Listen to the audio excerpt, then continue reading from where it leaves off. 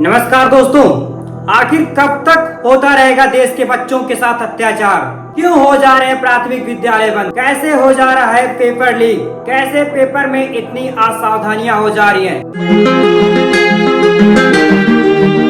यह सवाल मैं नहीं पूछ रहा, यह सवाल पूछ रहा है पूरा देश, यह सवाल पूछ रही है पूरे देश की जनता। एसएससी फेज 13 के एग्जामिनेशन में जिस तरीके से असावधानियां घटी हैं, उसको लेकर अगर टीचर्स और स्टूडेंट सवाल करना चाहते हैं तो उनके ऊपर लाठियां बरसा दी जाती हैं। अध्यापकों को बसों में कूट के भर दिया जाता है।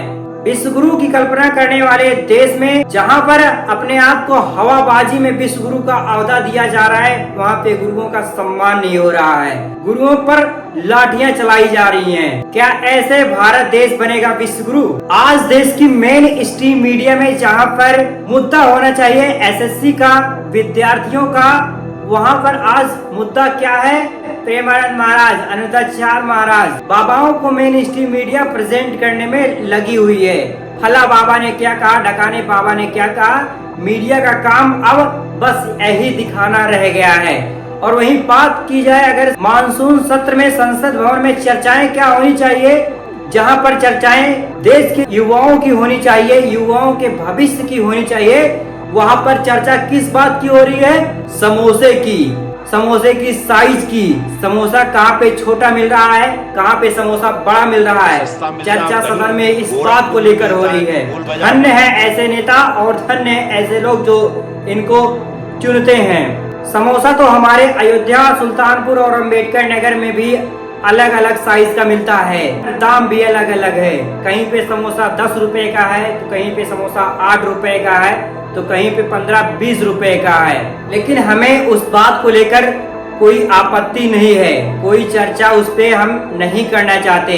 अगर चर्चा का विषय कोई है तो है युवाओं का, बेरोजगारी का। दोस्तों, एसएससी का मुद्दा तो मुझे सीधा बिहार चुनाव से रिलेट करता हुआ नजर आ रहा है, क्योंकि बिहार में विधानसभा चुनाव है और बिहार के विधानसभा चुनाव में भाजपा, एनडीए और महागठबंधन दोनों मेजर पार्टी चुनाव से कहीं न कहीं बाहर नजर आ रही थी। और on that point Prashant Kishor means Jan Suraaj is doing very well in Bihar Vidhan Sabha election. And who is the core voter of Jan Suraaj? That is youth, students, aspirant. इस तरीके से इन लोगों की पकड़ बिहार के विधानसभा चुनाव से कहीं न कहीं छूट रही थी। यूथ इनके हाथ से निकल रहा था। तो भाजपा की तो आदत है किसी बड़े मुद्दे की तलाश करना, तो यहाँ पर वैसा कोई मुद्दा मिला नहीं। ऑपरेशन सिंदूर कहीं न कहीं अब पुराना मुद्दा हो चुका है, तो बचा ऐसा मुद्दा जिससे युवाओं को वहाँ से हटाया जा सके, तो वह रहा सेंट्रल गवर्नमेंट एग्जाम एसएससी का। Youth is one of the biggest pillar of Jan Swaraj, who is supporting, who is making, who is building the Jan Swaraj. Bhajpa want to break that pillar. Then on that point, SSC will may be the biggest issue जो youth को election campaign से हटा सकता है।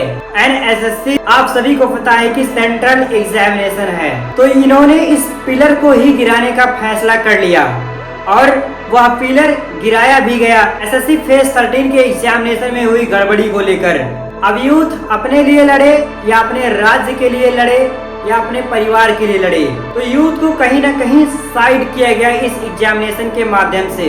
और इसका impact बहुत बड़ा पड़ा है बिहार के विधानसभा चुनाव में, बिहार के विधानसभा के पॉलिटिकल कैंपेन पर। जो पार्टियां कहीं न कहीं चुनाव से बाहर नजर आ रही थी, वह अब फिर से लीड रोल में आ गई हैं।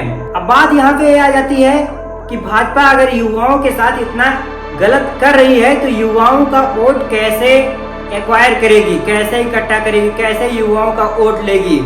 तो इसके लिए कोई सटीक प्लान जरूर बना के रखा होगा। या सरकार एसएससी के एग्जामिनेशन में हुई गड़बड़ी को मानेगी और युवाओं को अपनी तरफ आकर्षित करने के लिए कहीं न कहीं रोजगार देने के कुछ उपाय जरूर सोची होगी। अभी आप कुछ दिनों में देखेंगे कि कुछ वैकेंसी जरूर आउट होंगी, नौकरियां निकाली जाएंगी। सरकार एग्जामिनेशन में हुई गड़बड़ी को मानेगी तो टीचर्स खुश, सरकार नौकरियां दे देंगी तो बच्चे खुश। तो यह मुद्दा जैसा था वैसा का वैसा निपट जाएगा, लेकिन इसका मेरे ख्याल से प्रभाव ज्यादा अगर पड़ेगा तो कहीं बिहार के विधानसभा चुनाव में पड़ेगा। आप इस मुद्दे पर क्या सोचते हैं कमेंट बॉक्स में जरूर बताइएगा।